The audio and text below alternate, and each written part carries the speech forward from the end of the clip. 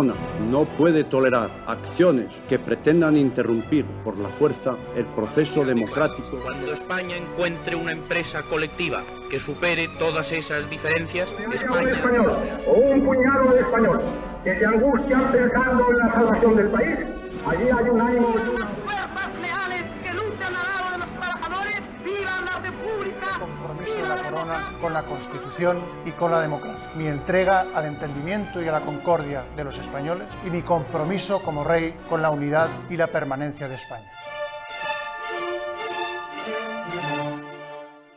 Hola y bienvenidos de nuevo a Culturas Políticas, un podcast de Frontera Ediciones en colaboración con El Independiente. Cerramos hoy nuestra serie dedicada a la cultura de la cancelación y para ello nos vamos a centrar en las identidades colectivas. En programas anteriores hemos tocado temas como la libertad de expresión, el victimismo y la concepción de la identidad personal. Mediante la apelación a las emociones se justifica el sentirse ofendido y, en consecuencia, una respuesta de censura, de prohibición. Pero, ¿ocurre lo mismo en el caso de las identidades colectivas? ¿Funciona la masa como una identidad homogénea en este aspecto?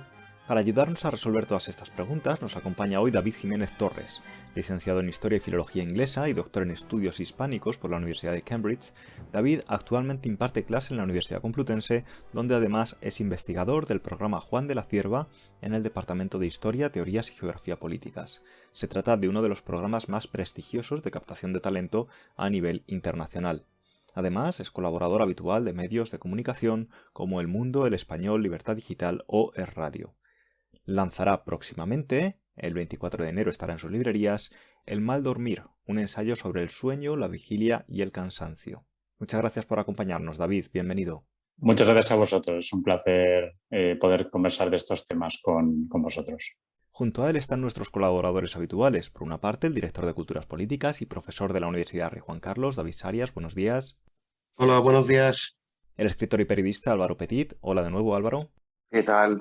Les habla Javier Collado también desde la Rey Juan Carlos. Les recordamos que pueden contactar con nosotros a través del correo electrónico culturaspoliticas@fronteraediciones.com y del Twitter @culturpol. Hechas las presentaciones, empezamos contigo, David. En los programas anteriores veníamos hablando de la cultura de la cancelación, pero nos hemos centrado en el punto de vista estadounidense, anglosajón, en cómo se está viviendo la cultura de la cancelación en aquellos países. Sin embargo, creemos que en el caso español hay ciertas características de esta cultura de la cancelación que parecen distintas. No sé qué te parece, no sé qué nos puedes decir a este respecto. Sí, yo, escuché con mucho interés las conversaciones que mantuvisteis con Manuel Toscano y con Pablo de Lora, y si alguno de los oyentes de este podcast no las ha oído, pues las recomiendo vivamente, porque tanto Manuel como Pablo son dos personas muy inteligentes y que además han pensado muy bien sobre estos asuntos. Sin embargo, yo sí que hay algunas cuestiones que querría señalar, al menos de cómo yo percibo esta cuestión, que sobre todo van, digamos, en dos ejes. Uno es el histórico y otro es, digamos, el nacional, ¿no? Recuerdo en la conversación con Manuel Toscano que Manuel, de nuevo, de manera muy, muy inteligente y bien articulada, digamos, abogaba por la idea de que la cultura de la cancelación sí es algo nuevo, ¿no? En este debate de si lo es o no lo es. Yo sí que aquí me coloco en la postura de que, como mucho, la cultura de la cancelación es una manera nueva de hacer algo muy viejo, ¿no? Y ese algo es tan viejo como, digamos, restringir o combatir el pluralismo de toda sociedad humana, ¿no? Yo creo que lo que estamos viendo con este tema que nos ocupa hoy, que ocupa esta serie de podcasts, en realidad es un tema antiquísimo, y solo estamos debatiendo pues, cómo se conforman hoy en día las herramientas para intentar tanto restringir como defender el pluralismo, ¿no? La divergencia de opiniones, porque al fin y al cabo muchas veces cuando hablamos de cancelación también hablamos de actos de una cierta fuerza, ¿no? El tipo de actos que llevan a cancelar una charla académica o lo que sea, ¿no? Es más, creo también que las herramientas que necesitamos para, digamos, combatir o cuestionar las cuestiones que asociamos con la cancelación son muy clásicas. Es decir, yo no creo que necesites otra cosa que leer o releer el Sobre la libertad de John Stuart Mill para entender por qué está mal que cancelen una charla de alguien en un campus o que, digamos, despidan a un colaborador de algún periódico porque haya dicho algo que pueda ofender a personas, ¿no? Es decir, puede que las herramientas de la cancelación sean nuevas, pero los recursos intelectuales para defenderse de ellos son muy antiguos. En realidad es pues los clásicos del pensamiento liberal y ni siquiera del pensamiento liberal tanto del siglo XX como los del XIX, ¿no? Cuando hablamos incluso de cuestiones como este término que utilizamos mucho, ¿no? El neopuritanismo. Bueno, si hablamos de neopuritanismo es porque entendemos que lo que ocurre ahora encaja con algo que ocurrió antes, y tan antes que estamos hablando de las colonias puritanas en la Nueva Inglaterra, que todavía no se había independizado, ¿no? Obras como La letra escarlata, por ejemplo, ¿no? El clásico digamos, de esta mujer que comete un adulterio en una comunidad puritana y que tiene que llevar una letra que la marca, ¿no? Todo esto son metáforas también muy útiles, pero también de obras bastante antiguas para las cuestiones que estamos debatiendo. Eso, digamos, en lo que tiene que ver con lo histórico. Y luego está la cuestión de lo nacional. Yo creo que Estados Unidos sigue ejerciendo un poder y una influencia culturales tan grandes a través, sobre todo, digamos, pues de la enorme extensión de las películas de Hollywood o las series de Netflix o de HBO o lo que sea, que creo que muchas veces confundimos los problemas de una sociedad que es muy particular, como la estadounidense, con los nuestros, ¿no? Recuerdo, por ejemplo, cuando el asesinato de George Floyd, que hubo la foto esta que tuvo bastante repercusión de una manifestación, digamos, a favor de Black Lives Matter en Bilbao, me parece que era, en el parque Sabino Arana, ¿no? Y justo al lado de una estatua de Sabino Arana, ¿no? Y entonces veías a todos estos chavales, digamos, muy alterados por el racismo de Estados Unidos, justo al lado de una estatua de, digamos, uno de los grandes teóricos del racismo que ha habido en España, ¿no? Al menos en la historia intelectual española. Entonces, este tipo de disonancias yo creo que nos impiden muchas veces ver, digamos, trazar un análisis correcto, ¿no? Por cerrar esta cuestión, yo creo que los problemas, por ejemplo, que hay en la universidad estadounidense se replican en la española, a veces sí, a veces no, ¿no? Por ejemplo, en la Universidad Española una de las cosas buenas que tenemos es que es mucho más difícil despedir a un profesor de lo que lo es en la americana. No tanto, digamos, a los que somos más jóvenes, los que tienen plazas de asociado o de ayudante doctor, ¿no? Pero una vez, o sea, el hecho de que tengamos universidades públicas en las que muchos profesores y catedráticos son funcionarios, significa que en realidad tienen una defensa mayor frente a una de las cosas más indignantes, ¿no? De la cancelación americana, que es que a un profesor le despidan por dar opiniones que sean impopulares entre sus estudiantes, ¿no? Eso es una cuestión estructural, o sea, y no creo que vaya a cambiar a corto plazo. Eso no quiere decir, por otra parte, que los estudiantes no puedan hostigar a los profesores de otras maneras, ¿no? Pero la cuestión básica de que a muchos profesores de la Universidad Española no les van a despedir, no van a perder su trabajo, no van a tener que, digamos, reinventarse profesionalmente por culpa de estas cuestiones, pues no me parece pequeña, ¿no? Otra cuestión también es el hecho de que en las universidades americanas y británicas los estudiantes pagan muchísimo dinero por las matrículas, y esto es una de las cosas que ellos invocan a la hora de decir yo no tengo por qué escuchar opiniones que no me gustan, ¿no? Un estudiante americano, por ejemplo, en la Universidad de Columbia puede pagar $50.000 al año de matrícula. Y esto le da un poder de presión sobre la institución que no tiene un estudiante español que paga 900 euros de matrícula al año, ¿no? La universidad no se siente con tanta necesidad de plegarse ante los deseos del estudiantado, digamos, en España como en Estados Unidos, en parte también por esto, ¿no?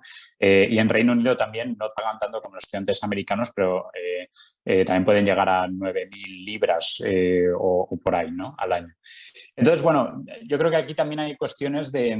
Luego también los problemas españoles son cuestiones distintas, ¿no? Si hablamos de hostigamiento en la universidad, hemos tenido en los últimos días el ejemplo de esta asociación de estudiantes constitucionalistas tan valientes, que es SACABAT, que intenta organizar actos en la Universidad Autónoma y siempre, digamos, inevitablemente aparecen ahí unas muchedumbres de salvajes que intentan reventarles el acto, y a veces lo consiguen y otras veces no, ¿no? ¿Esto es cancelación? Pues podríamos decir que sí, pero en realidad obedece a patrones muy antiguos. Es decir, este tipo de coacciones y de lo que se ha llamado clásicamente boicots en la Universidad Española llevan existiendo desde hace décadas, ¿no? Yo creo que esto antecede con bastante a lo que entendemos como el auge de los nuevos identitarismos, ¿no? La cuestión en realidad es si en España ha habido alguna vez esa libertad de expresión en los campus que ahora sentimos que está en retroceso en otros países, ¿no? Por cerrar esto, también uno escucha historias de profesores en los años 70 y 80 en universidades españolas a las que muchas veces les abucheaban o les intentaba o les ponían, digamos, mensajes ofensivos en la puerta de su despacho o lo que sea, ¿no? Entonces, quizás lo que tenemos en el caso español es más bien conflictos que nunca se han resuelto de verdad en torno a la libertad de expresión. Bueno, creo que sobre todo en los campus, pero luego si queréis también hablamos de la sociedad en un sentido más amplio. David Sarias. Ha introducido David muchos elementos distintos y todos con mucha sensatez. Además, ocurre entre David y yo que coincidimos en que procedemos de disciplinas históricas y tendemos a, corrígeme David si te estoy exagerando mal, tendemos a siempre a buscar las permanencias y a ser muy escépticos cuando alguien nos cuenta que hay algo nuevo bajo el sol. Que es un Eso poco desde lo que... luego, por mi parte desde luego. Y creo que es también una prevención intelectual útil, ¿eh? La idea de siempre cierto escepticismo ante los argumentos de que ahora estamos viendo algo que nunca se ha visto antes, ¿no?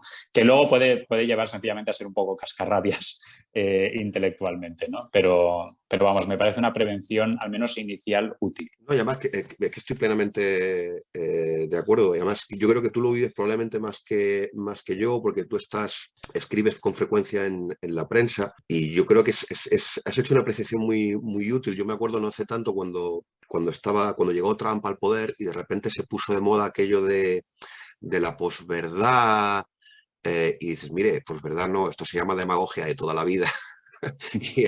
y es un fenómeno más viejo que la tos. Entonces yo creo que es una advertencia que nos haces que bueno, yo coincido también por una cuestión de disciplina académica y de forma de aproximarte a la realidad. Habiendo dicho esto, no obstante, yo creo que hay dos cosas que sí es bueno tener en cuenta. Una es la velocidad y la intensidad con la que las ideas circulan a nivel transnacional hoy en día. Es verdad que la cultura norteamericana o anglo-norteamericana es muy distinta de la nuestra, pero ejercen una influencia sobre la sociedad española en general y en particular sobre ciertos sectores dentro de la sociedad española.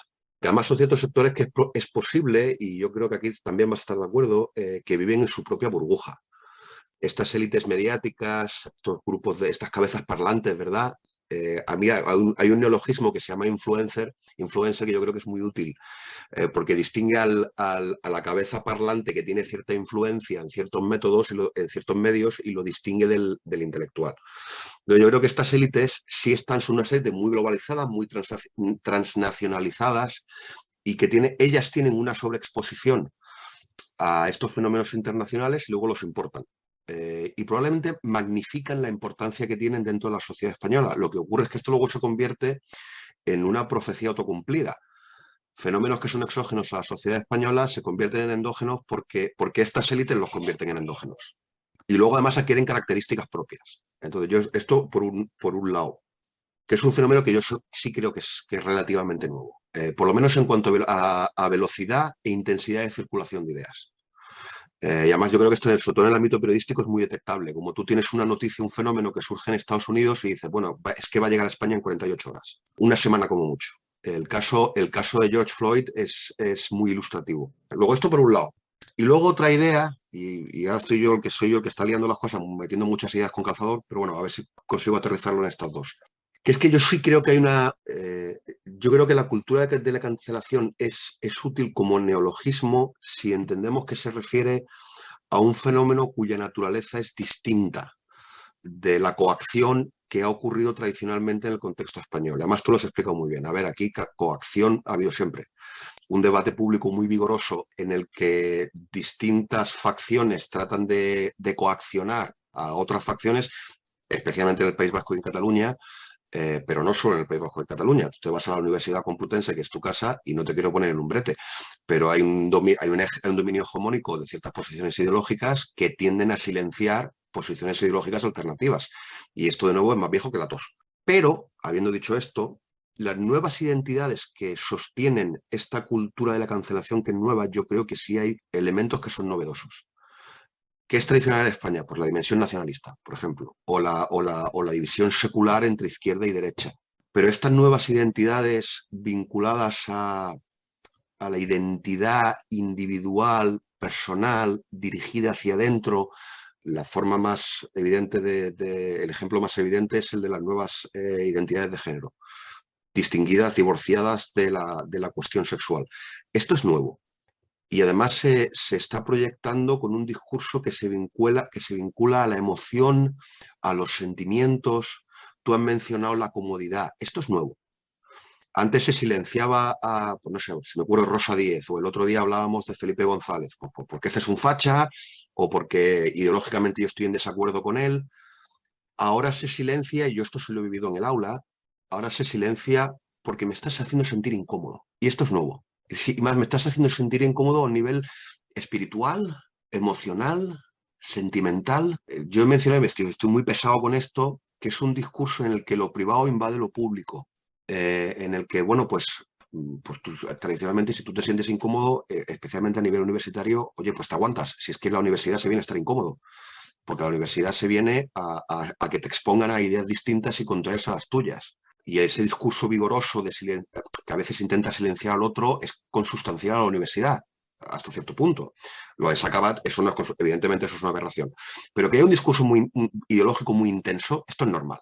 Y es incluso saludable. Lo que no es tan normal, porque es nuevo, es esta dimensión de no, es que usted no puede hablar de la homosexualidad porque yo, que soy homosexual o heterosexual, me hace sentirme incómodo y yo no quiero hablar de esto y yo tengo derecho a estar cómodo, a que no se me generen tensiones personales. Esto es nuevo, o eso me parece a mí. Entonces sí hay ciertos, por resumir todo, sí hay ciertos elementos de novedad que por lo menos yo creo que ameritan que esto lo debatamos, tanto a nivel de la naturaleza del conflicto, como a nivel de cómo el conflicto circula a nivel no ya solo nacional, sino transnacional. No sé qué os parece esto.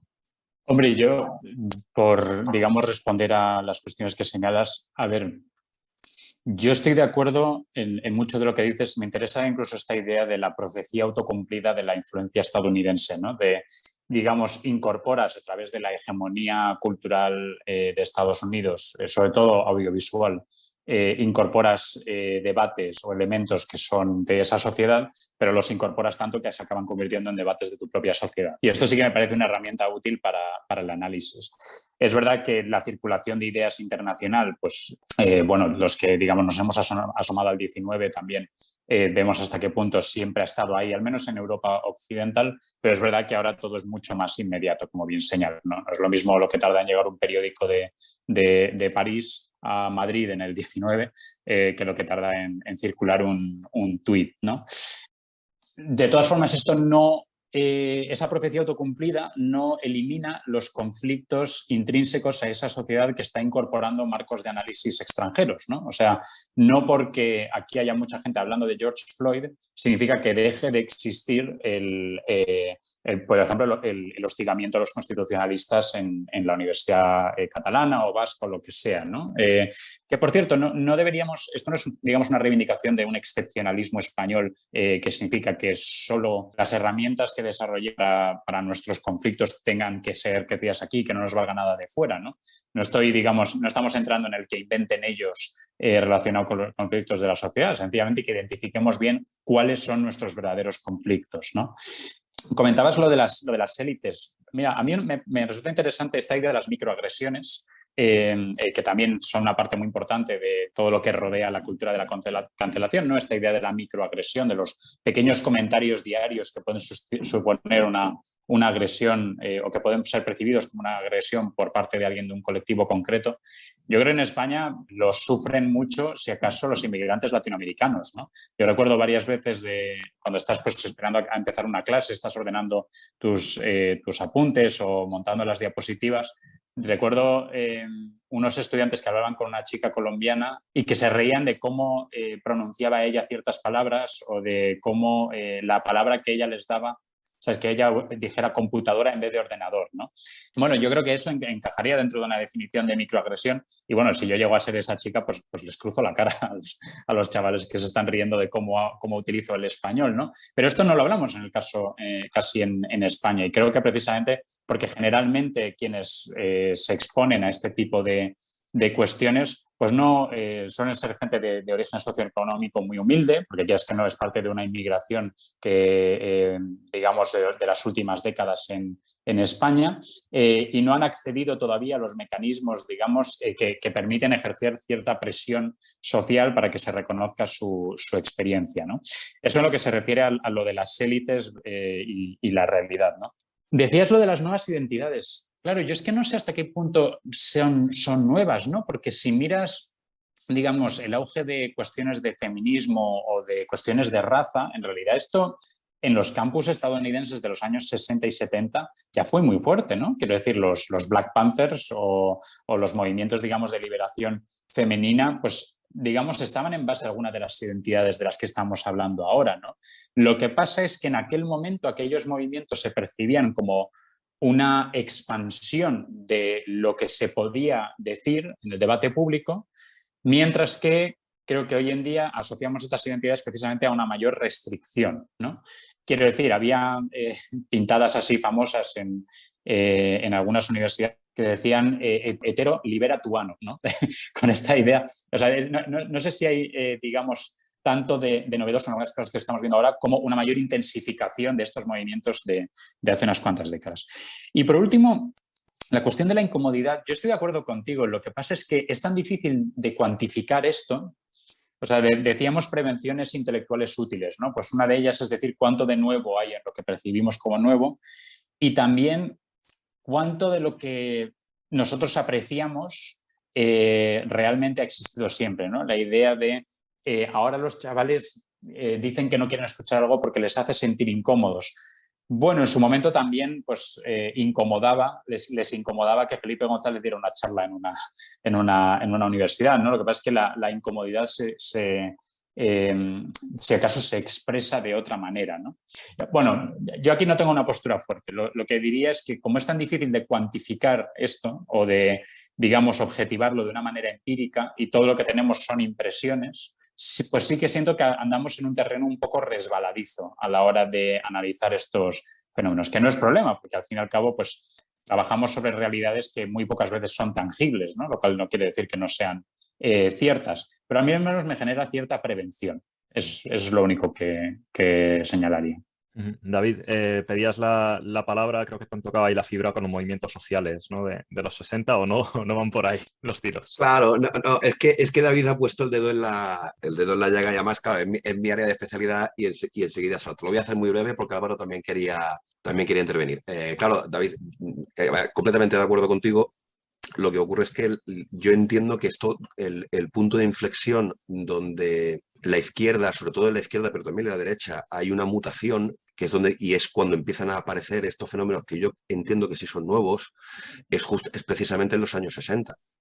Un poco la distinción que yo intentaba hacer es entre los movimientos reivindicativos en la línea de Martin Luther King, por hablar de los derechos civiles, que es lo que quiere el sueño, el Have a Dream de Martin Luther King, es que el Estado sea colorblind, que sea ciego ante el color de la piel, que un afroamericano pueda votar, que un afroamericano pueda aspirar a los mismos empleos que un blanco, que se pueda afiliar a un sindicato, que se pueda integrar plenamente como ciudadano libre e igual, por utilizar un término que ahora Cayetana ha puesto de moda, ante sus equivalentes blancos. Y en ese momento, en los años 60, finales de los años 60, principios de los 70, hay una mutación en la que mencionas a Malcolm X. Malcolm X, por ejemplo, o los Black Panthers, ellos ya están buscando otra cosa, ¿eh? Ellos ya no están reivindicando su lugar como ciudadanos libres e iguales, están reivindicando espacios de actuación autónoma y separada. Hemos mencionado a Malcolm X y a los Black Panthers en el mundo académico, que yo creo que es fundamental, porque es donde buena parte de este fenómeno se gesta. Tenemos la aparición de Rick Bell y la aparición de ¿cómo se llama en castellano? La Critical Race Theory, la crítica... Teoría crítica de la raza, sí. Eso es, que lo que está pretendiendo es justo lo contrario. De hecho, son grandes defensores de la segregación racial en los colegios, asumiendo que la sociedad blanca es fundamentalmente corrupta y no tiene remedio. Y por lo tanto es mejor segregar al afroamericano para no exponerle al racismo de la sociedad dominante blanca. Y yo entiendo que hay una mutación ahí, que no sé si, insisto, no sé si coincides, que ya no se trata de alcanzar la igualdad liberal o incluso aspirar a la libertad liberal decimonónica, tú te has ido a 1000. Yo me he acordado cuando tú estabas hablando de Constant, de ese debate entre qué definimos como libertad. Todo esto es un debate que gira en torno a lo público, al espacio público, al espacio compartido. La cultura de la conciliación actual y estos nuevos movimientos sociales están en la creación en la partición de ese espacio público compartido en pequeños espacios privados, en el que cada comunidad sea autocontenida y no moleste a las otras comunidades. Que esto bien tiene relación con las propuestas del multiculturalismo, que ahora ya han pasado de moda y ya nadie habla de ellas, o por lo menos no en términos de multiculturalismo. Esto por un lado. Y por otro, yo creo que esta circulación de ideas, y además tú lo has matizado muy bien cuando hablas de que, pues tienes ideas exógenas, pero España o Inglaterra o Francia pues tienen sus dinámicas nacionales que continúan y tienen su propia naturaleza. Y yo me acordaba de la CUP, que es un fenómeno muy español y muy catalán además, de esta extrema izquierda enloquecida, nacionalista, completamente incoherente, cuando combinas ese nacionalismo con el presunto universalismo de la izquierda. Pero bueno, esto es un fenómeno muy catalán. Además, nos vamos, como decíamos antes, a la Restauración.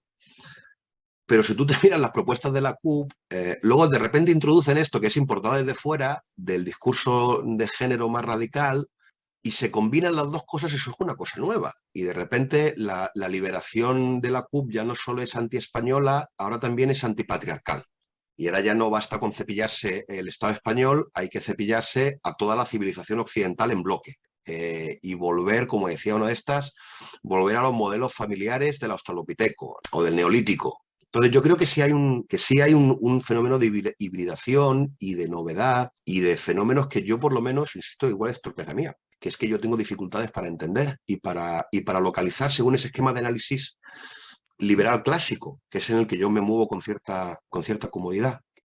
Hombre, también creo que todos estaremos de acuerdo que la circulación de ideas y de marcos de análisis en sí, evidentemente, no es negativa, ¿no? O sea, estamos citando nosotros, por mucho que reivindiquemos la especificidad de los conflictos nacionales, también estamos utilizando ideas de Mill, de Constant, o sea, no solo de contextos nacionales distintos, sino de contextos históricos extraordinariamente distintos, ¿no? Constant no estaba reaccionando a los conflictos de la España de 2021, ¿no? Y sin embargo encontramos una utilidad. Yo ya digo que en esto también creo que es importante delimitar que la cuestión no es tanto que se incorporen cuestiones desde fuera, sino que se hagan de una manera que te impide ver el verdadero problema del país en el que votas, que al fin y al cabo debería ser tu marco de actuación principal, ¿no?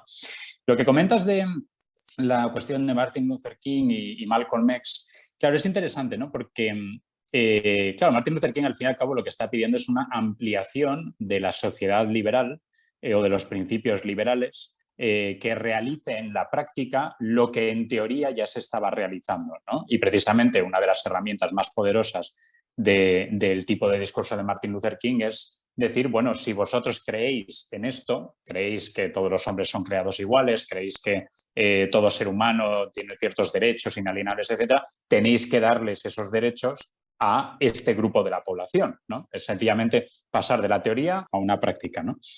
Es verdad también que las sociedades liberales tienen una tensión histórica precisamente entre esa teoría y esa práctica, ¿no? Y ahí es donde buena parte de la frustración que acaba cayendo en ciertos esencialismos proviene, ¿no? De la idea de, bueno, decís que todos somos iguales, pero a los negros les impide acceder a ciertos tipos de trabajo o a ciertos tipos de alojamiento, ¿no? En los, digamos, la creación informal de guetos en los años 50 y 60, o tardasteis no sé cuánto tiempo en dejar a las mujeres votar, etcétera, etcétera, ¿no?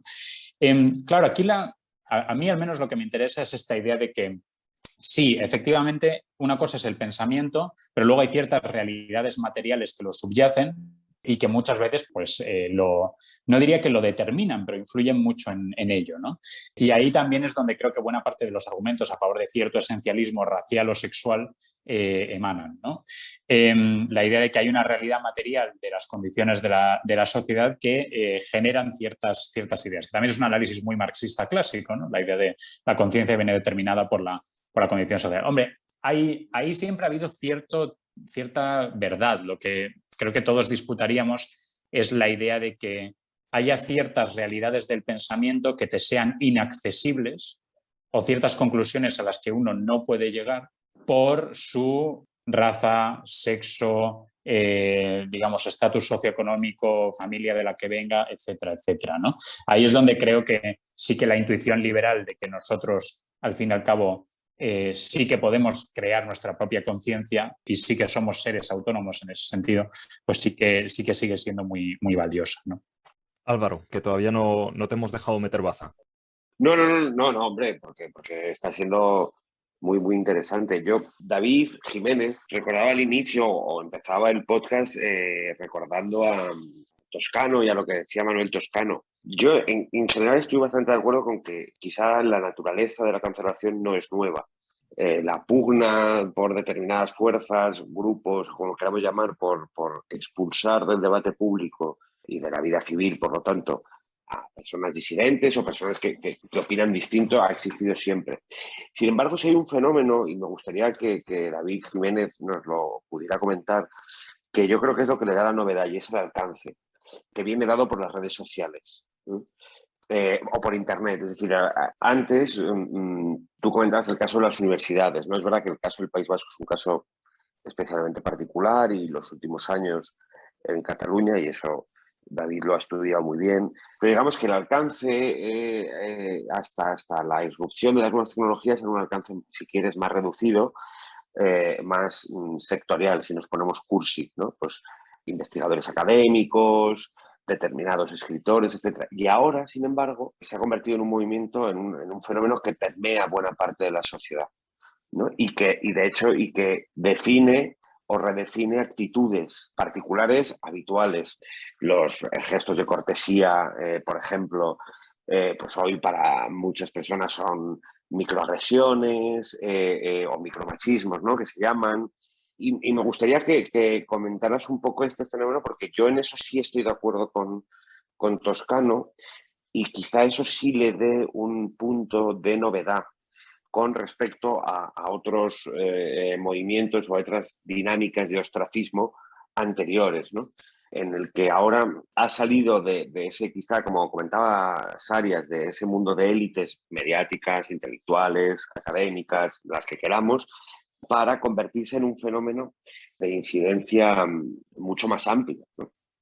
Sí, yo vuelvo aquí a la cuestión. Lo que dices intuitivamente yo lo reconozco como cierto, ¿no? Pero también tengo la prevención de decir, claro, ¿esto es fácil de demostrar o es fácil de cuantificar? Pues no sé hasta qué punto es así, ¿no? Es verdad que podemos decir que, digamos, se extienden a un rango más amplio cosas que antes sucedían en grupos más reducidos, ¿no?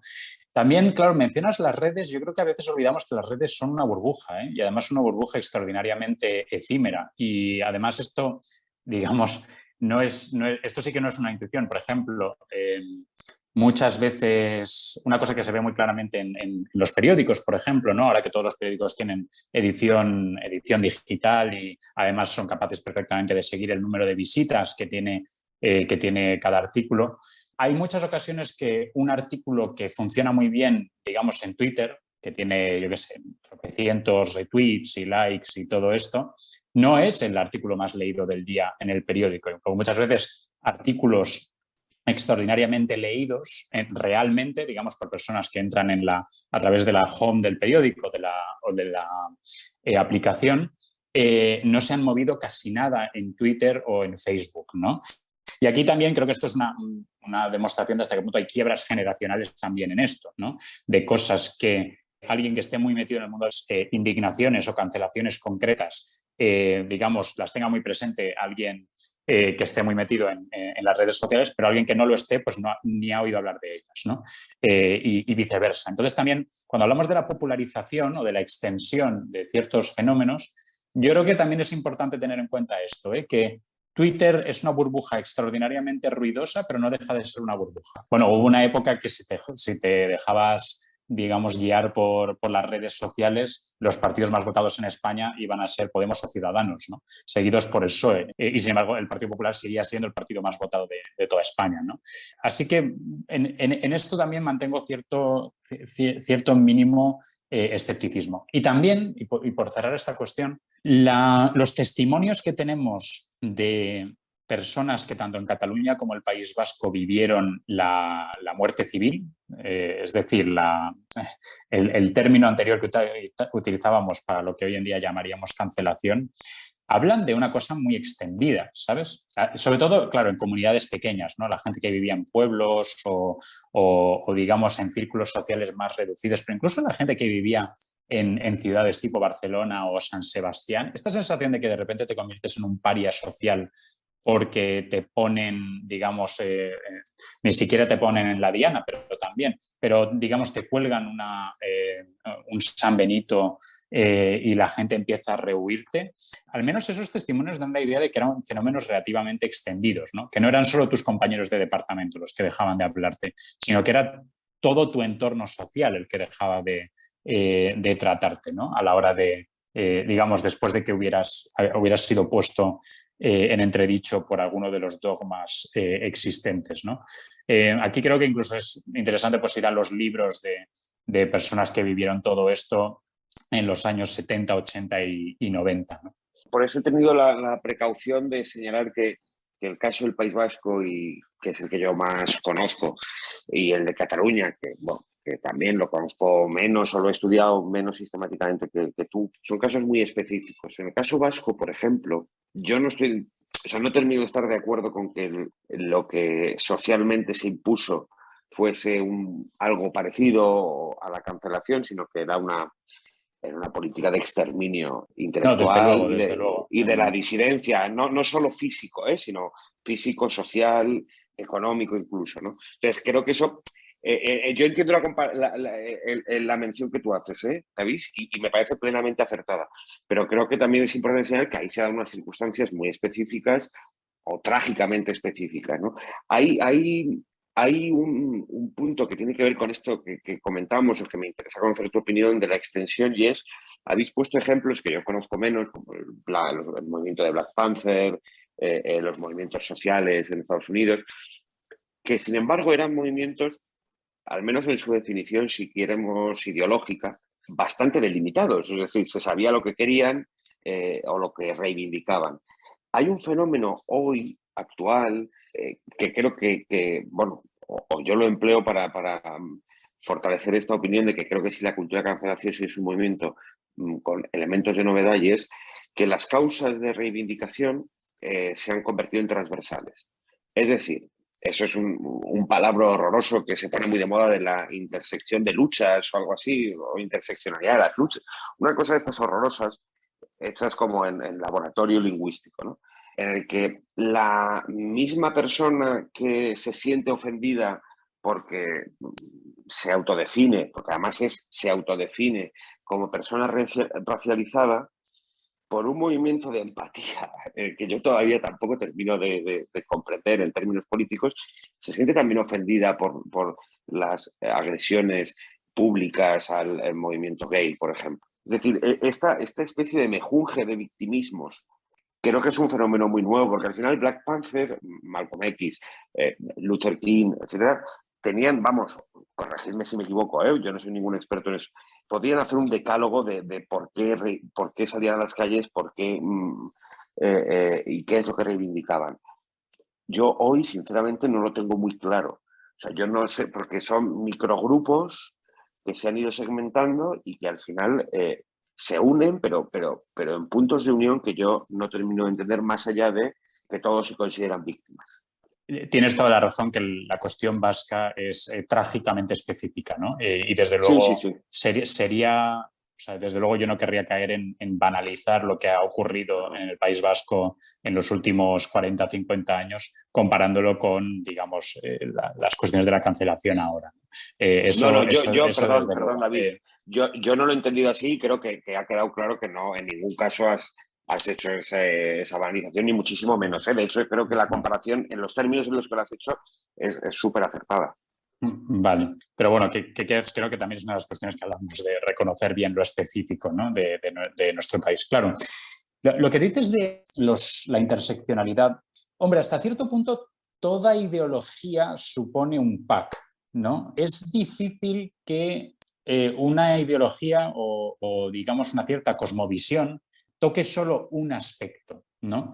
Generalmente creemos varias cosas a la vez, ¿no? Por ejemplo, cuando hablamos de ideologías clásicas, conservadurismo, liberalismo, socialismo, tradicionalismo, todas estas ideas, digamos, destacan ciertos elementos especialmente, pero también tocan otros, ¿no? Ya sea directamente o como extensión lógica de sus postulados centrales, ¿no? Entonces, bueno, hay una cosmovisión del victimismo, ¿no? Podríamos decirlo así. Hay una cosmovisión que es el punto de encuentro entre buena parte de lo que señalas, que es la idea de la modernidad occidental se ha construido sobre la opresión de determinados grupos, ¿no? Y nuestro momento histórico lo que pide es que liberemos a esos grupos que han sido, digamos, silenciados, discriminados, etcétera, ¿no? Yo la cuestión aquí también es, bueno, señalar qué es realmente opresión. Es decir, yo cuando me expongo a esto, a mí lo que me produce perplejidad no es tanto la idea de una dispersión de victimismos distintos, como la idea de bueno, una cierta incapacidad para reconocer qué es específico de la modernidad occidental y qué ha ocurrido digamos, siempre y en sistemas que no eran capitalistas o digamos que ni siquiera eran digamos, de una cultura que viniera del cristianismo o lo que sea. Es decir, creo que muchas veces estas luchas identifican con el capitalismo o el liberalismo tipos de relaciones de poder que en realidad son tan antiguas como el mundo mismo, ¿no? Bueno, si hay colectivos oprimidos hoy en día, pues ¿qué había en la Grecia antigua, ¿no? o en la Roma antigua, o sea, sociedades literalmente con esclavos, ¿no? O la idea de que, bueno, esto del capitalismo es el inicio de todas las servidumbres que en el mundo ha habido, ¿no? Bueno, si hay sociedades en las que no hay servidumbres, es precisamente en las que han desarrollado modelos capitalistas, ¿no? En las que las servidumbres se han reducido a un nivel que sería bastante irreconocible para nuestros antepasados, ¿no? Y luego también pues, la cuestión de si realmente unas opresiones son comparables con otras, ¿no? O qué supone una opresión o qué no. Aquí también las cuestiones de género y las de raza pues muchas veces se meten en el mismo pack y no sé si realmente lo son, ¿no? Aquí incluso tenemos la cuestión cómica cuando hay veces que, digamos, desde el feminismo se reivindica que las mujeres hemos sido oprimidas por la mayoría, digamos, copiando así discursos más del ámbito racial. Entonces, bueno, considerando que hay más mujeres que hombres en el mundo, pues realmente no puedes hablar de las mujeres como minoría, ¿no? Pues este tipo, digamos, de deslizamientos discursivos pues acaban produciendo cierto absurdo, ¿no? Hay una cosa por finiquitar, porque creo que además Toscano tuvo la virtud de estar presente en todos los podcasts que hemos hecho después. Él mencionaba, y yo creo que es muy interesante, y me gustaría conocer tu opinión, no, tanto si estás de acuerdo como si no, que uno de los elementos, digamos, definitorios de la cultura de cancelación es la motivación ideológica. Y yo eso lo vinculo a una creación del neomarxismo o a una sustitución que busca sustituir una lucha de clases que quizá hoy en los sistemas occidentales tenga poco arraigo por otro tipo de lucha social, cambiando el proletariado por la racialización, el proletariado por la mujer, el proletariado por la mujer, no, por el feminismo. No sé qué opinión te merece esto, si estás de acuerdo, si no. Bueno, siguiendo con mi beta cascarrabias, como veo en estas cuestiones, Sí que pondría un pero a la idea de cosas determinadas por la ideología. Yo creo que la pregunta es qué no es ideología, ¿no? O sea, cuando decimos que algo es ideológico, para separarlo de algo que presuntamente no lo sería, yo creo que ahí podemos, digamos, caer. Sé que no es una objeción muy original, ¿no? Pero sí que conviene recordar, bueno, qué no es ideología. O sea, nosotros en este podcast también estamos hablando desde una ideología concreta, ¿no? Lo que pasa es que hay, digamos, apreciaciones de ciertas ideologías que nos parecen más razonables que otras, ¿no? Y en cuanto a la sustitución de la, digamos, de cuáles son los colectivos a emancipar, ¿no? La sustitución, digamos, de la clase trabajadora por, digamos, la raza o el género. Bueno, yo creo que aquí también ha habido históricamente más PAC de lo que consideramos, ¿no? O sea, si precisamente hay una relación relativamente fructífera en España en los años 60-70 entre, digamos, la izquierda antifranquista y el feminismo, ¿no? No quiere decir luego que los movimientos sean completamente homologables, pero cierta, digamos, polinización mutua creo que sí que ha habido, ¿no? Y bueno, y buena parte de las ideologías de hoy en día, de las reivindicaciones hoy en día, muchas veces también meten en un pack, ¿no? La lucha contra lo que llaman el neoliberalismo económico con la emancipación final de las mujeres, las personas racializadas, etcétera, ¿no? Que es, creo, precisamente lo que les lleva a hacer análisis más absurdos, ¿no? Por ejemplo, recuerdo una conferencia que dio en Madrid Nancy Fraser, que es una teórica que, por otra parte, ha hecho trabajos muy valiosos acerca de la idea de la esfera pública, ¿no?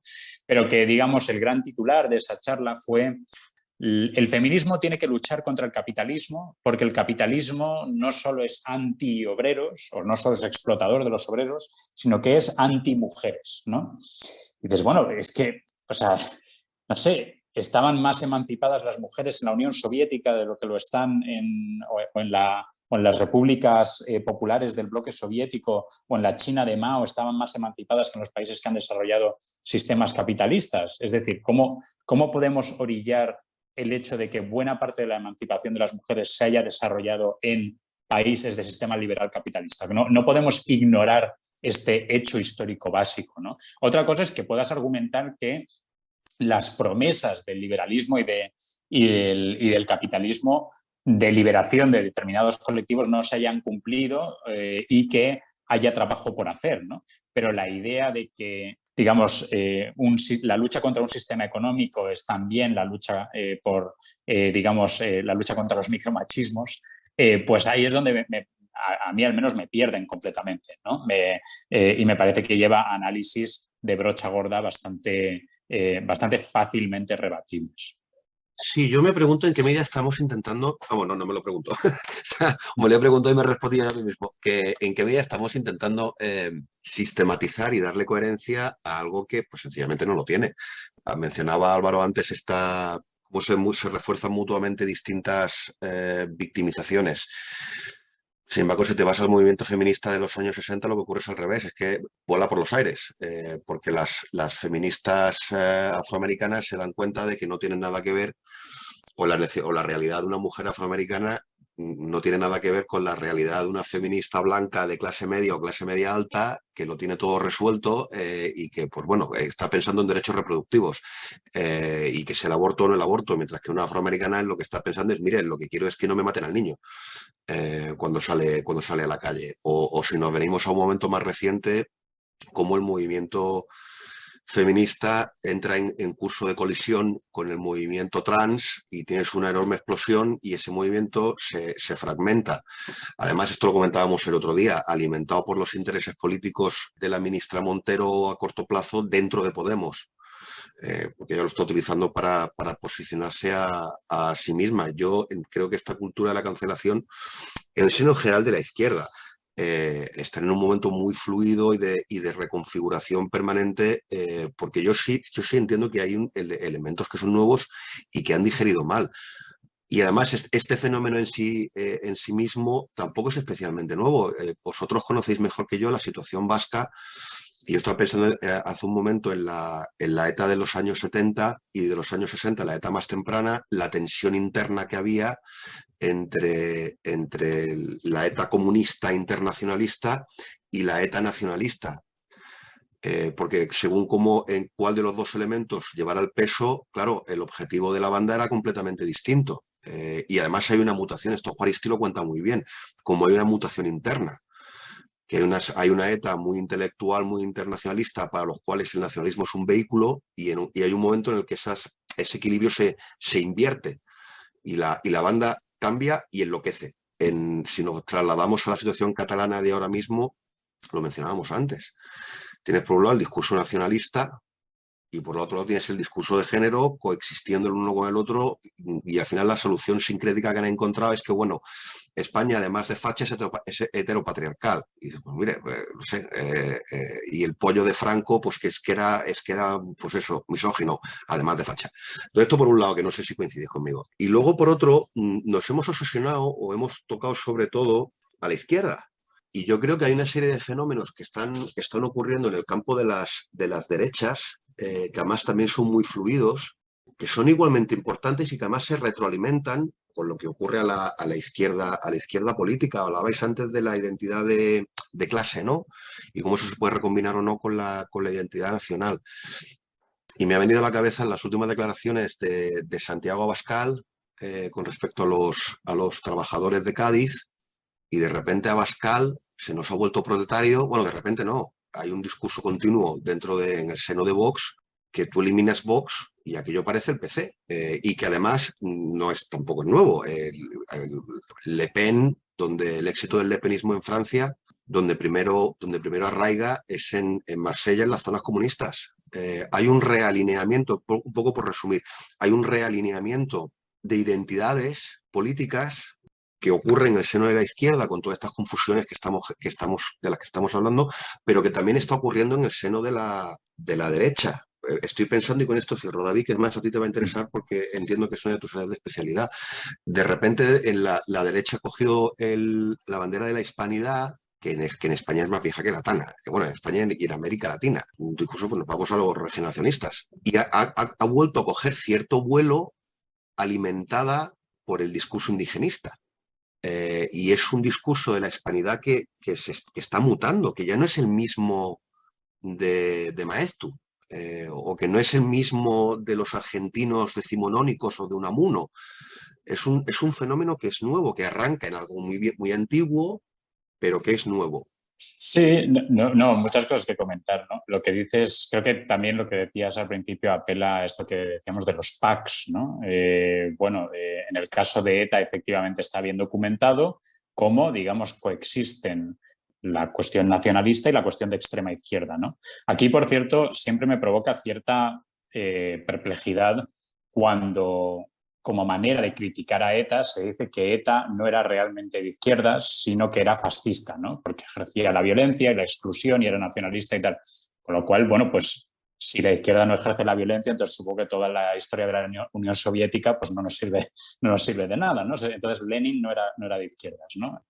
Pero efectivamente está muy bien documentado, digamos, como lo que señalas, tú comentas a Juaristi, pero lo que también se ha visto en la película está excelente por otra parte, ¿no? De John Viard, de Traidores, ¿no? Como esa generación de los Uriarte, Juaristi, Iñaki Viard, todos entran, digamos, o digamos, cuando les meten en la cárcel, ellos conectan más con los presos comunistas y cómo eso les lleva finalmente a salirse de la banda, y luego la banda, pues en vez de verse ocupada por chavales así comunistas de facultad, pues se ve, digamos, ocupada por pues, los psicópatas, ¿no? Los psicópatas de pueblo que lo que quieren es volarle los sesos a la gente, ¿no? Lo de las CUP, evidentemente, es menos dramático, pero es verdad, a mí me hacía gracia. Recuerdo un discurso de Ana Gabriel, creo que en las jornadas más calientes en Cataluña, que decían: nosotros queremos crear una república catalana para que sea una república feminista, ¿no? También con esta idea del PAC de nacionalismo y de cuestiones de género, ¿no? Y además siempre con la pregunta de, bueno, ¿y quién te garantizaría que esa república sería más feminista de lo que es actualmente la sociedad española, ¿no? ¿O qué crees que hay específico de España que se supone que es heteropatriarcal? Pero también aquí creo que es interesante pensar que los PACs insisto en esto, siempre han existido. O sea, estudias, por ejemplo, la inmigración en Estados Unidos en los siglos XIX y XX y ves que coexisten realidades, digamos, lealtades nacionales muy fuertes, las de los irlandeses, las de los italianos, con identidades de clase también. Es decir, los sindicatos, la historia de los sindicatos americanos también es una historia de cómo se reconcilian las distintas identidades nacionales en una identidad de clase, ¿no? Muchas veces con tensiones, pero muchas veces también con una capacidad sincrética relativamente importante. Y luego aquí claro, es que señalamos algo que hay que incidir sobre ello, ¿no? La idea de que las ideologías son también realidades dinámicas. Es decir, vemos, digamos, intercambios, vemos novedades, vemos polinizaciones, vemos mutaciones. Esto es relativamente importante, ¿no? Reconocerlo. Por eso también a mí me incomoda a veces cuando hablamos de la izquierda o la derecha y sobre todo lo proyectamos sobre, digamos, realidades históricas distintas, ¿no? Es mucho más... tú también decías las derechas, ¿no? Y creo que efectivamente hablar en plural es quizás lo más adecuado en estas cuestiones. Otra cosa es que muchas veces por conveniencia utilicemos el singular, ¿no? Claro, lo que decías de la derecha y la hispanidad, sí, efectivamente es muy interesante. Yo creo que hay una... Mira, os lo lanzo, digamos, como elemento de polémica, ¿no? A ver si estáis de acuerdo. Es cierto que evidentemente hay una reinterpretación del pasado colonial que se lleva desarrollando en las últimas décadas y que hoy en día parte de las izquierdas hace suya, ¿no? Pues desde postulados indigenistas. Pero creo que muchas veces en la derecha española, en las derechas españolas, no se reconoce que el relato de la hispanidad también es una interpretación del pasado. Es decir, como que se entiende que lo que escribió Maeztu es una realidad histórica y no lo es un tío de principios del siglo XX que está haciendo una interpretación de hechos acontecidos 3 siglos antes, ¿no? Es decir, aquí lo que estamos haciendo es disputando todos sobre interpretaciones de lo que hicieron o dejaron de hacer personas que si queda algo de ellos, pues son unos cuantos huesos bajo la tierra, ¿no? Y también, por seguir siendo quizás crítico o polémico, me parece que muchas veces nos ponemos en una postura defensiva que precisamente traiciona el argumento de que en realidad la España de hoy en día no tiene nada que ver con la España de hace cuatro siglos. Es decir, cuando López Obrador dice que hay que pedir perdón, ¿no? Que los españoles de hoy en día tienen que pedir perdón, hay una reacción muy natural que es decir, oiga, yo no tengo que pedir perdón por nada que no haya hecho yo o mis padres o mis abuelos. Vamos, no, a mí no me concierne en nada lo que hizo Hernán Cortés hace 4 siglos, ¿no?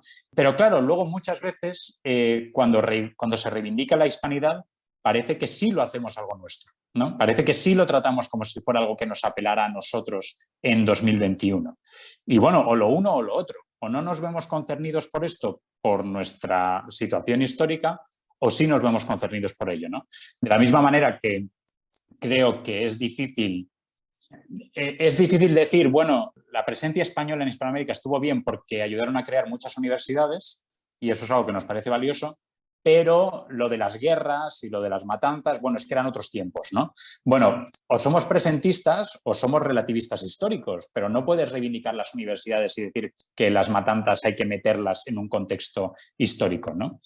Os lo lanzo por si queréis estar en ferviente desacuerdo con esto que señalo. No, no sé si me has visto que me reía porque, y aquí yo creo que coincidimos con la formación como historiadores. Y yo iba un poco, pasa que yo lo he explicado con menos claridad que tú, yo iba un poco a exactamente lo mismo. Cómo desde la derecha también se está generando un discurso identitario y se está reconstruyendo el discurso nacional español con la excusa de la hispanidad y cómo es un discurso muy selectivo y además un discurso que es indistinguible, porque es un discurso político, si además no está ni mal, es un discurso político de naturaleza política y es una memoria histórica alternativa y además incluso detectas que a mí es lo que más me llama la atención, es este discurso en el que nosotros generamos nuestro propio victimismo. En el que es que somos víctimas de la leyenda negra y España siempre ha estado machacada por la leyenda negra y tú ves un sustrato de es que estamos realmente esperando que los ingleses nos pidan perdón. Pero además a mí me hace muchísima gracia porque dice, bueno, no sé, tendremos que nosotros al pirata Drake empezar a reconocerlo como Sir Francis Drake, ¿no? Porque claro, para los ingleses es un héroe nacional. Para nosotros es un pirata, pues bueno, porque ellos han construido su discurso nacional y nosotros hemos construido el nuestro. Y esperar que llegue el inglés o el francés a darte palmas, pues no, ellos tienen el suyo, que además secularmente ha sido competitivo con el nuestro, claro, porque sirve a sus propios intereses. Entonces, claro, este discurso político desde el punto de vista académico es completamente disparatado, pero desde el punto de vista político yo creo que es muy interesante, porque sí hay un revival y hay una interconexión entre el indigenismo, que es absolutamente disparatado, pues muy selectivo. Por ejemplo, el discurso indigenista de López Obrador que mencionabas. Pues hombre, los defensores de la hispanidad siempre se quejan de, a ver, estos se olvidan de que las independencias en América Latina son lideradas por criollos que son blancos y que son profundamente racistas, empezando por Bolívar. Pero claro, luego el discurso de la neohispanidad, por llamarlo de alguna forma, hace exactamente lo mismo, además lo has explicado muy bien. No, es que allí nosotros fuimos a repartir crucifijos, piruletas y universidades. Dice, ya, bueno, y robamos y violamos todo lo que pudimos y más, porque las dos cosas iban juntas. Hablamos mucho de Cortés, pero luego lo de Pizarro y el malentendido aquel de la mano extendida y esto lo tienes que llenar de plata, esto se nos olvida convenientemente. Y entonces, partiendo de esta base de que son discursos políticos que son manipulados, que no se pueden entender como historia, yo sí creo que hay un fenómeno muy interesante de generación de identidades y de reconstrucción de identidades que yo tengo la impresión de que está especialmente vivo ahora, que hay un revival desde posiciones conservadoras que han estado, no sé cuál es la palabra, más tranquilas, más sometidas, más dóciles, y hay ahora una respuesta que es mucho más vigorosa. No sé si coincides con esto. Sí, a ver, digamos, por ley de la dinámica de una mayor fuerza va a generar una mayor reacción, ¿no? Quiero decir, la ley de la dinámica no es así, ¿no? Pero esta idea de cuanto más se empujan con, digamos, la cuestión del indigenismo y de la lectura indigenista de la historia, pues se genera una mayor reacción, ¿no? Una reacción más vigorosa, que muchas veces pues impide hilar fino, ¿no? Que es al fin y al cabo lo que estamos reivindicando, ¿no? Que no se caigan las mismas trampas en las que caen ellos, ¿no? Digo, esto es lo que señalas. Sí. Bueno, la pregunta que yo me hago es si en realidad la respuesta es tan sencilla, porque si nos vamos a los años 80 o los años incluso 90, la presión que ejerce la izquierda es absolutamente brutal, es tan fuerte como ahora. Entonces la pregunta que yo me hago es ¿qué está pasando en el campo de la izquierda? Perdón, de la derecha. Este ascenso, que además no es solamente español, ocurre en todas partes, está ocurriendo a nivel global. Ha habido una cadena, por ejemplo, de obras literarias que proceden de América Latina que están reivindicando este pasado hispánico y que tiene conexión con el indigenismo bolivariano. Y es un fenómeno que yo he identificado o que yo tengo la impresión que es reciente y me pregunto qué está pasando ahí. Si es simplemente una cuestión de que hay más intensidad, hay una reacción que tú interpretas que es por osmosis, ¿no? Que yo sinceramente es que no la termino de entender. ¿Qué está pasando para que ahora surja Trump? Pues te vas a los 60, la presión de la izquierda de los 60 es incluso más fuerte de la que en la calle, por lo menos, de la que hay ahora. Si nos vamos al dominio de la izquierda en España en los años 70-80 es más fuerte y sin embargo Vox surge ahora.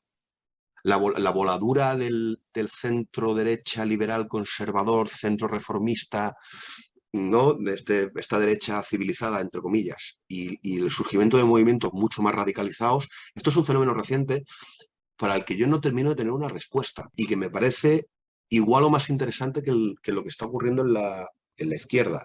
Pero también es parte del mismo fenómeno, ¿no? Lo que pasa en las derechas y lo que pasa en las izquierdas, en el sentido de podemos identificar que a partir de la crisis de 2008 hay una cierta quiebra en la confianza en las dos grandes familias políticas, al menos en Europa occidental, ¿no? Que han administrado, digamos, las democracias liberales, pues la familia democristiana y la familia socialdemócrata, ¿no? Hay una cierta quiebra de confianza a partir de esa profunda crisis económica en su capacidad, digamos, de cumplir con las expectativas sociales y también de responder adecuadamente a la crisis que se genera, y esto pues va generando una serie de efectos dominó, ¿no? Digamos de fichas de dominó que van cayendo y genera una espiral pues que lleva a la creación de nuevos partidos. Claro, también se junta con una realidad mediática en la que empieza a ser más fácil sortear a los prescriptores tradicionales. Esto no es nada original, ¿no? Pero la idea de en los años 90 era imposible montar un partido nuevo si no tenías el apoyo de algún periódico nacional grande, ¿no? Mientras que en hoy en día, pues digamos, Vox puede contar con la hostilidad de la mayoría de grandes medios. Y sin embargo puede llegar a muchísimos votantes, ¿no? Fundamentalmente pues, bueno, a través no solo de redes sociales, pero también, ¿no? Entonces, claro, yo creo también la cuestión de Vox para mí es inseparable, de nuevo diferencias entre lo internacional y lo nacional, para mí es inseparable de lo de Cataluña. O sea, yo al menos mi tesis es que sin la enorme pérdida de credibilidad que para cierto votante supone la gestión que hace el Partido Popular de la crisis catalana, la gestión que hacen Mariano Rajoy y Soraya Sáenz de Santamaría de la crisis catalana, sin ese descrédito pues ante lo que fue la chapuza de cómo se gestionó las jornadas más calientes en Cataluña, eso hasta la huida de la fuga de Puigdemont, yo creo que eso es lo que le da el verdadero ímpetu de crecimiento a Vox, ¿no? Más allá de cuestiones más amplias internacionales, de unas nuevas derechas, etcétera. Otra cosa es que haya viento de cola, ¿no? Que efectivamente lo hay. Hay viento de cola pues, a partir de Trump y de otros movimientos del extranjero, ¿no?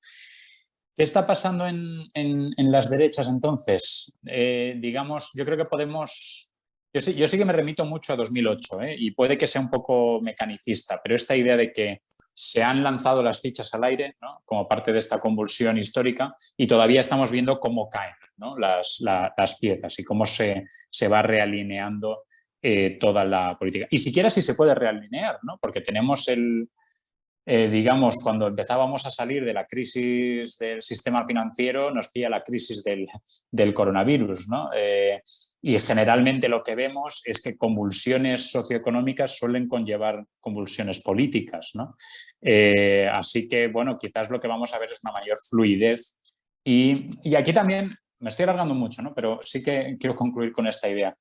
He visto señalado, y ahora no recuerdo por quién, que los que, digamos, nuestra socialización política ocurre a finales del siglo XX y principios del XXI, no entendemos bien la historia y la sociedad en general, porque hemos vivido y hemos conocido como normal lo que en realidad era una isla histórica, que son estas décadas de extraordinario progreso, extraordinario bienestar, una estabilidad bastante razonable, muchísima libertad de discurso y de pensamiento, digamos, excepto en ciertos casos, como ya hemos señalado en este podcast, y que lo que estamos viendo ahora es un cierto retorno de la historia, ¿no? Quizás incluso por invocar las ideas de Fukuyama, ¿no? Que en realidad nuestro problema es pensar que los 90 eran lo normal, que los 2000 hasta 2008 eran lo normal, que lo normal es el conflicto tal y como lo estamos viendo en estos años, ¿no?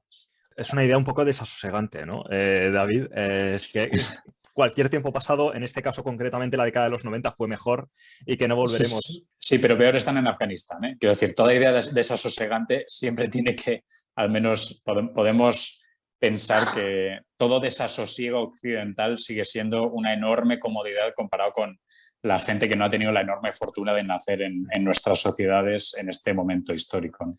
Mencionabas una cuestión, antes de que se nos olvide, porque no lo hemos comentado a lo largo del programa, esta ligazón, ¿no?, que haces del auge de Vox o de la difusión de Vox por el clima en Cataluña. Simplemente recordar y recomendar aquí el libro que has publicado este mismo año, titulado 2017, La crisis que cambió España, con la editorial Deusto, donde elaboras este estudio sobre la situación en Cataluña en aquel año y cómo se llegó a esa suerte de declaración de independencia, de arrebatar los derechos de los diputados opositores en el Parlamento, las movilizaciones en la calle y, bueno, y esta huida final que hablabas del caso de Puigdemont, ¿no? Y de otros consejeros como la valentía va por barrios en este caso, ¿no?, de la situación de independencia de Cataluña. David Sarias, por terminar, muy breve, por favor, que quiero hacer la última pregunta a nuestro invitado. Ha sido muy interesante esta mención a la crisis del 8, ¿vale?, del año 8, año 12, que el efecto inmediato que corrobora tu tu hipótesis, digamos, es pues aparece Podemos. Y es el Podemos de los desahucios, no es el Podemos de la identidad de género. Pero algo ha pasado después. Vox tarda más, pero acaba surgiendo también, y yo no termino de ver esa relación causa-efecto. Y yo tengo la impresión de que en España la ruptura política se produce antes de la crisis, durante el gobierno de Zapatero, y tiene una dimensión cultural que es al menos igual de importante que la económica. Y, por ejemplo, si pensamos en el problema catalán, la espita, quien la pone y la hace explosionar es Zapatero. Y es antes de la crisis económica. Entonces yo creo que te vamos a emplazar. O cuando hablas, por ejemplo, de la crisis de los 90, es un periodo de anormalidad. A mí me ha llamado mucho la atención porque me ha recordado a la literatura acerca de los años 50 y 60. Este mismo argumento se daba en aquella época, de la época de crecimiento, de paz, de estabilidad, y esto es anormal. Y es verdad que cuando esa época de estabilidad colapsa, tenemos una crisis, la de los 70, que tiene bastantes elementos en común con la crisis que estamos viviendo ahora. Entonces también esto un poco por decirte, David, que no sois tan anormales. Los que sois 10 años más jóvenes que yo, en realidad sois más normales de lo que se os da a entender a veces. Y bueno, era solamente eso, emplazar a David, darle las gracias. Ha sido absolutamente fascinante. Y pues si has estado a gusto y lo ves útil, yo te emplazaría a que continuáramos con estos debates en el futuro. No, encantado por mi parte. Además, creo que van a ser temas a los que vamos a seguir dando vueltas durante varias décadas, así que ¿por qué no hacerlo en buena compañía? No, simplemente la pregunta para terminar y ya para cerrar la serie, ¿no? La hemos ido haciendo al resto de invitados y también hacértela a ti, David, sobre la cuestión de la noción de cultura de la cancelación y tal y cómo está la situación. ¿Crees que va a ir a más? ¿Crees que nos vamos a acostumbrar a ella? Y en cualquier caso, ¿cómo podríamos acabar con esta cultura de la cancelación?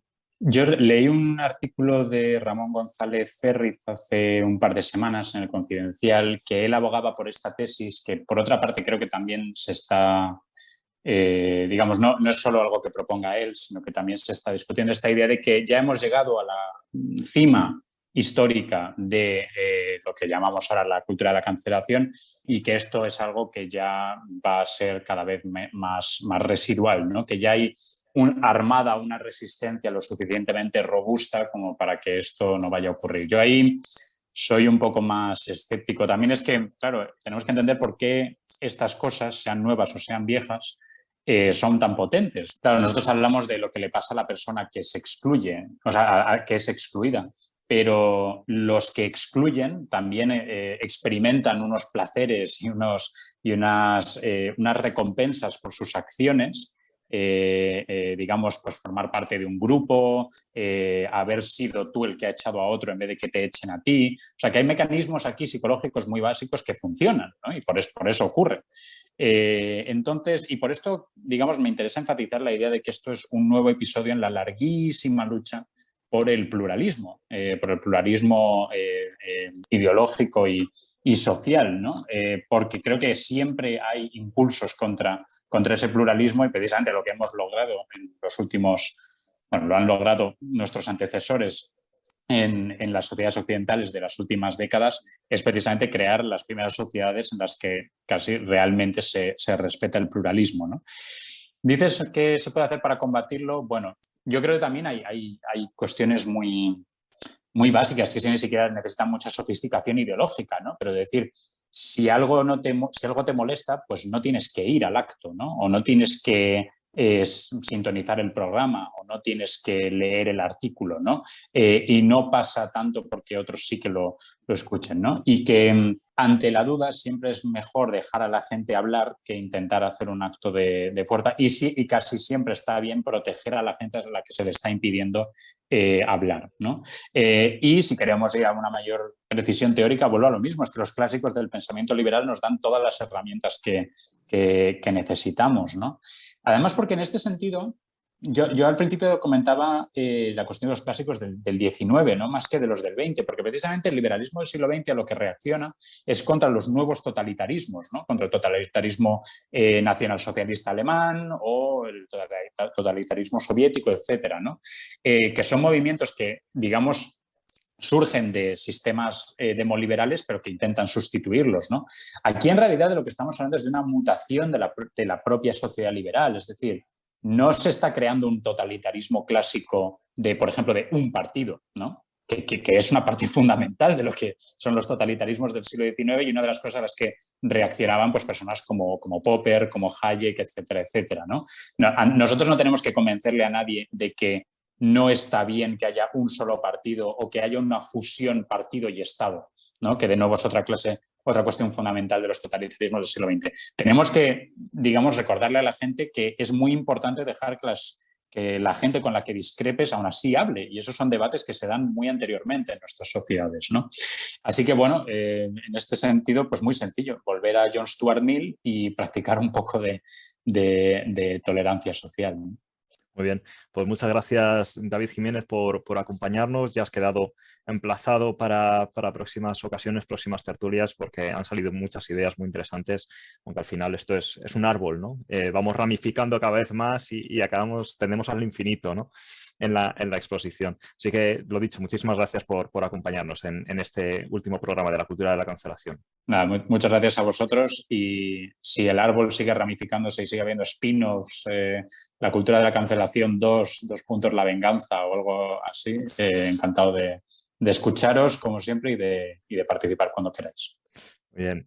Álvaro Petit, también muchas gracias por acompañarnos hoy. Muchas gracias. David Sarias, no sé si despedirte o me vas a soltar otras chapas y te doy otro turno de palabra. Estoy haciendo un ejercicio hercúleo de autocancelación porque David ha vuelto a abrir más melones, pero me voy a contener.